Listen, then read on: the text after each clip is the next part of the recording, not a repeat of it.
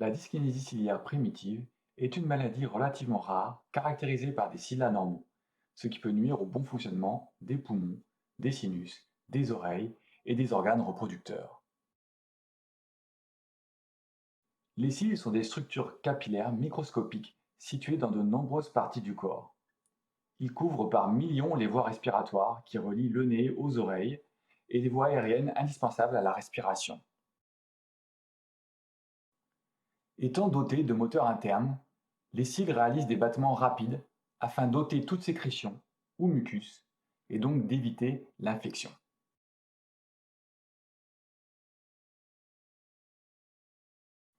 Chez les patients atteints de la DCP, il s'avère que le battement des cils est anormal.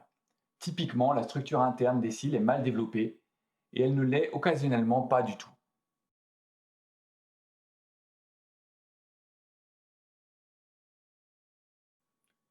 Il s'agit d'une maladie génétique. La recherche à ce sujet est sur le point d'identifier les gènes impliqués dans la DCP. Il semblerait qu'il s'agit d'un gène récessif, ce qui signifie qu'un patient n'est atteint de la DCP que s'il détient deux copies du gène, l'une de la mère et l'autre du père. Si les deux parents portent le gène de la DCP, ils auront une chance sur quatre d'avoir un enfant atteint de cette maladie. Si seulement l'un des parents est porteur du gène, le risque d'avoir un enfant atteint de la DCP est nul. À ce jour, il n'existe ni de test pour vérifier si l'on est porteur du gène, ni d'examen pour obtenir un diagnostic lors de la grossesse. La DCP touche une personne sur 15 000 à 30 000, bien que des zones géographiques peuvent être plus touchées lorsqu'il existe un taux élevé d'intermariage entre cousins germains par exemple. Dans ces conditions, l'incidence de la DCP au sein d'une population locale peut atteindre une personne sur 2200.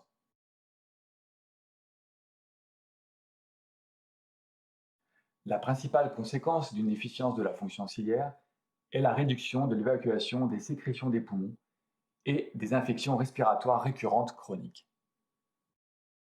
Les symptômes comprennent des problèmes d'audition, ce qui se produit chez un enfant sur deux, un nez qui coule ou un nez qui est partiellement bloqué par des sécrétions,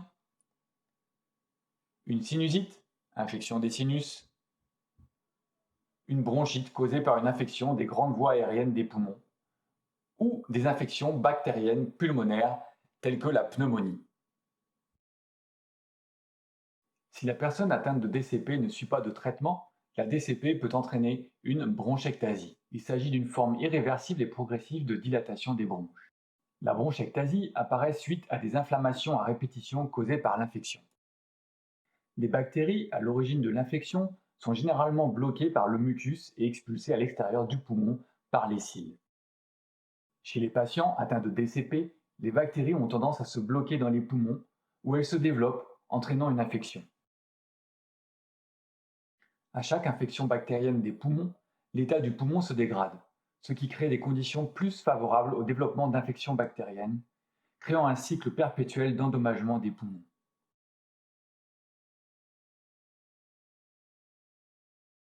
Les inflammations peuvent abîmer les parois des voies respiratoires en les dilatant dans des proportions anormales. Des voies respiratoires trop dilatées sont problématiques car il devient d'autant plus difficile de les libérer de tout mucus et d'infection. Lorsque les voies respiratoires sont dilatées, elles le sont de manière irréversible. On parle de bronchectasie. Chez les nouveau-nés, la DCP peut être accompagnée par des difficultés respiratoires, bien que celles-ci s'améliorent souvent d'elles-mêmes. Certains bébés sont suivis dans une unité de soins intensifs néonatale pendant plusieurs jours du fait de leurs problèmes respiratoires. Dans un premier temps, les symptômes principaux pouvant attirer l'attention des parents sont une toux grasse, un reniflement incessant ou le nez qui coule dès la naissance et une tendance à attraper facilement des infections pulmonaires. C'est seulement de nombreux mois, voire des années plus tard, si la maladie n'est pas prise en charge, que les problèmes apparaissent avec des infections respiratoires plus ou moins graves. Les cils se trouvent également le long des trompes qui relient l'intérieur des oreilles au nez, appelées les trompes d'Eustache. Avec la DCP, les cils qui normalement expulsent le mucus à l'extérieur des oreilles n'assurent pas cette fonction, résultant en une accumulation de fluide dans le tympan, ce qui peut accroître le risque d'infection auditive, otite. Les fluides accumulés dans les oreilles peuvent s'épaissir et devenir collants comme de la colle. Cela affecte l'audition d'environ la moitié des patients atteints de la DCP lorsque ceux-ci sont jeunes. Chez les patients qui n'ont pas de DCP et souffrant d'une otite avec épanchement, appelée otite séreuse, un petit tube, appelé drain transtympanique, est généralement introduit dans leur tympan afin de faire sortir le liquide gluant et d'améliorer leur audition. Chez les patients atteints de DCP, cette méthode n'améliore que très rarement ces problèmes. Tous les patients devraient être suivis par un ORL spécialisé dans les problèmes liés à la DCP afin d'éviter des traitements inappropriés. Étant donné que les problèmes auditifs des patients atteints de DCP s'améliorent généralement par eux-mêmes lorsque les patients grandissent, le mieux est d'aider ces derniers suffisamment tôt avec de simples prothèses auditives, si cela s'avère nécessaire. La production excessive de mucus dans le nez et les sinus peut entraîner une diminution de l'odorat. Le flagelle du spermatozoïde étant presque identique aux cils, on constate chez certains hommes une baisse de la fertilité due à une baisse de la mobilité du spermatozoïde. En cas de baisse de la fertilité constatée chez l'homme, des techniques d'assistance à la fécondation sont disponibles de nos jours.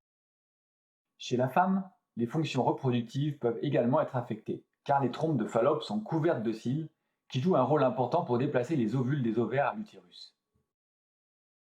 Ça peut augmenter légèrement le risque d'une grossesse extra-utérine. Toutefois, la plupart des grossesses se déroulent normalement. En effet, beaucoup de patients atteints de la DCP et membres de l'association ont eu des enfants ces dernières années.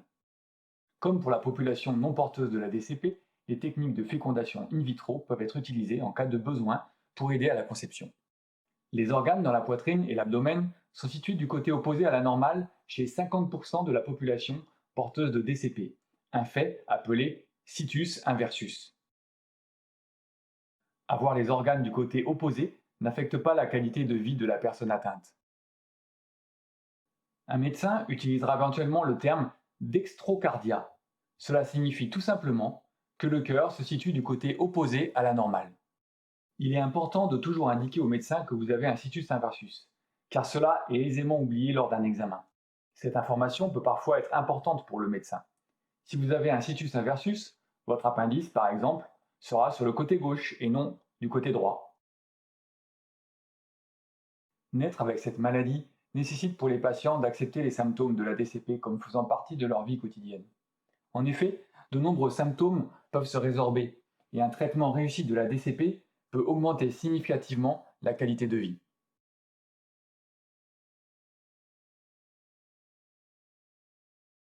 Un médecin qui connaît les symptômes de la DCP pourra émettre des indications sur le diagnostic. Mais des examens complémentaires par un spécialiste sont nécessaires avant toute confirmation. Il existe des centres spécialisés qui offrent un service de dépistage et de diagnostic.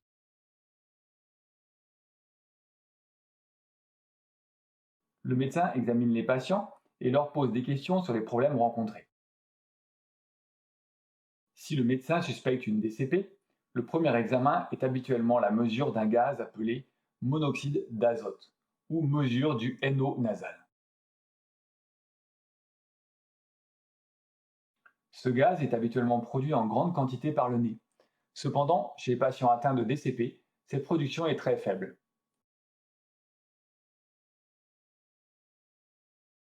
Il s'agit d'un test très simple. Les patients insèrent une petite sonde dans une de leurs narines qui capte l'air expiré et permet de mesurer le monoxyde d'azote généré. Les patients doivent souffler pendant la mesure ou retenir leur respiration.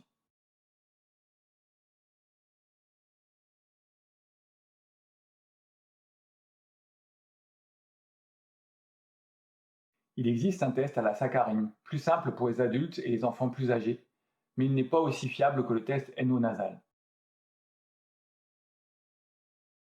Si le spécialiste suspecte toujours une DCP, le test suivant est un prélèvement ciliaire nasal qui peut être effectué sur un nouveau-né. Le prélèvement nasal permet d'obtenir des cils du nez du patient pour vérifier s'il fonctionne correctement. Ce test très simple consiste à insérer une très petite brosse jusqu'au fond du nez pendant quelques secondes. L'échantillon provenant du nez contient des cellules avec des cils vibratiles qui sont visibles au microscope. Pour voir de façon précise comment les cils battent, une caméra filmant à vitesse rapide est attachée en haut du microscope. La vitesse à laquelle les cils battent est également mesurée. La vidéo montre le microscope et l'image des cils.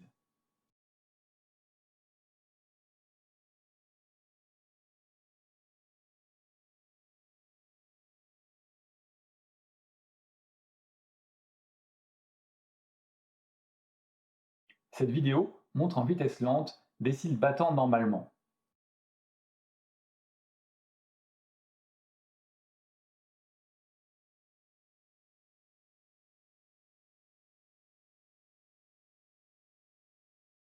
Cette vidéo montre des cils sains vus du dessus.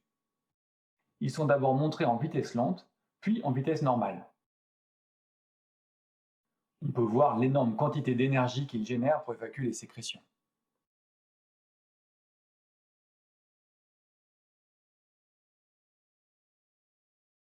Les cils des patients atteints de DCP ne battent pas normalement. Cette vidéo montre les cils d'un patient avec DCP avec une absence de battement des cils.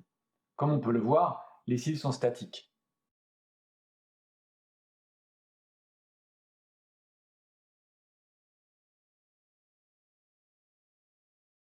Cette vidéo montre les cils d'un patient avec une DCP avec absence des mouvements qui courbent les cils. Comme on peut le voir, les cils bougent mais ne se courbent pas aussi bien que des cils sains.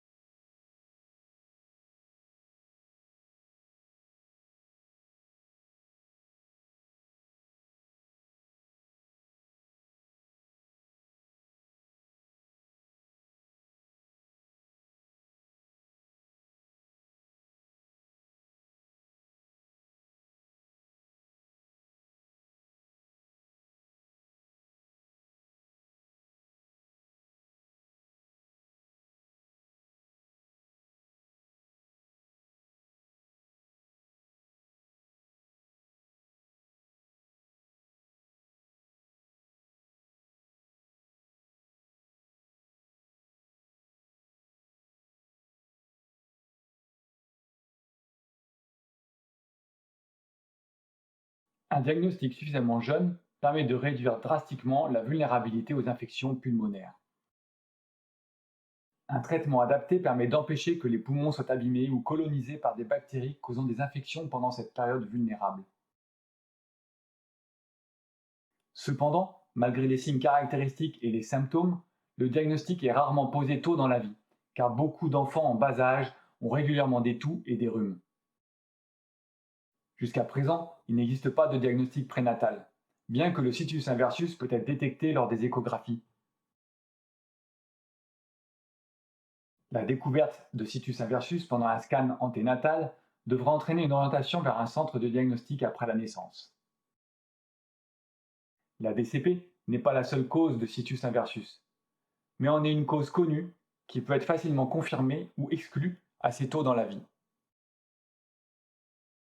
Comme mentionné plus tôt, ce qui endommage les poumons, c'est le mucus, qui peut bloquer les petites bronches, combinées aux infections. La gestion efficace de la DCP résulte à la fois de la kinésithérapie, pour aider à évacuer le mucus des poumons et donc aider à débloquer les bronches qui pourraient l'être, et du traitement des infections.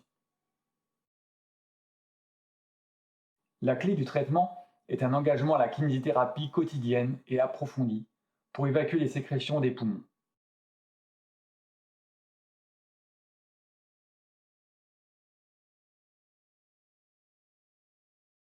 Les patients ont souvent besoin de faire de la kinésithérapie respiratoire 2 fois par jour, et même plus fréquemment en cas de rhume ou d'infection respiratoire.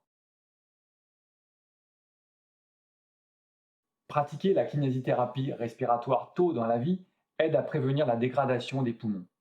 Sans traitement, la dégradation des poumons est inévitable à terme.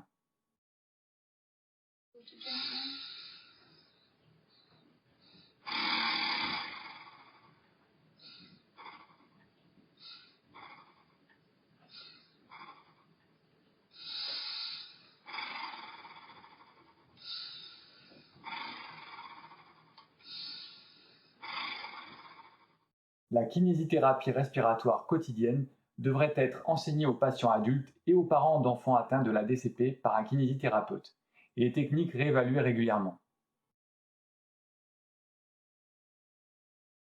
À partir de 8 ou 9 ans, les enfants peuvent apprendre à se traiter partiellement de façon autonome. La kinésithérapie respiratoire comprend une variété de techniques pour drainer les sécrétions, combinées à des techniques pour évacuer efficacement les sécrétions des poumons.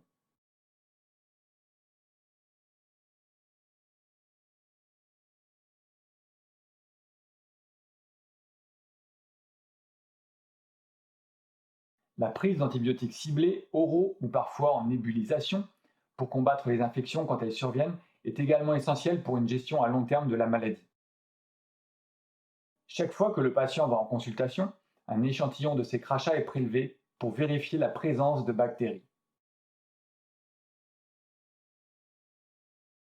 Cela permet de vérifier que les antibiotiques prescrits sont bien les bons.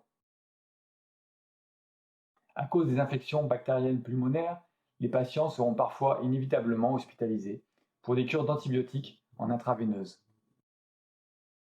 Cependant, une bonne gestion de la maladie, accompagnée de kinésithérapie, permet de réduire la fréquence de ces hospitalisations.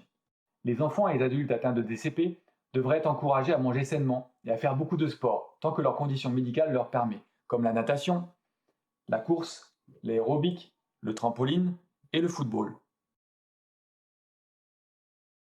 L'activité physique intervient en complément de la kinésithérapie respiratoire pour évacuer le mucus des poumons.